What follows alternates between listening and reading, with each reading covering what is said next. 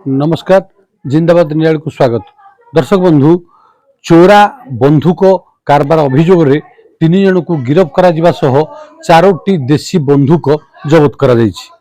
हाँ दर्शक बंधु दीर्घ दिन धरी घरे देशी बंधुक महजूद रखी असामाजिक कार्यकलाप लिप्त थिबा अभियोग रे खंडपड़ा ब्लॉक रो शिखरपुर पंचायत अधीन बरपल्ली तणासाहीर रवींद्र नायक 21 वर्ष, जोगियापल्ली पंचायत अधीन सान हामरा ग्रामर रवींद्र प्रधान 25 और नुआगां ब्लॉक अधीन मालीसाही ग्रामर काबुली महाराणा 45 को पुलिस गिरफ्त करी रविवार अदालत चालाण करथिबा नै जना जायछि। ए नै थाना परिसर रे एक सांबादिक सम्मेलन रे सूचना दिया जायछि।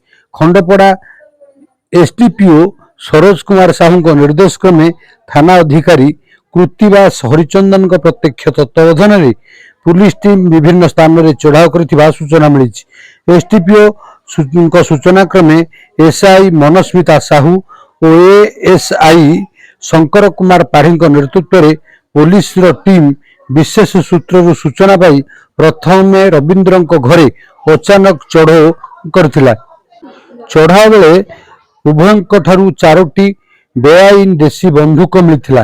परे खंडपड़ा थाना अधिकारी मालीसाही रे चढ़ाव करी एही कारबार रे संपृक्त थिबा अभियोग रे काबुली महाराणा को गिरफ्त करथिबा जणा जायछि।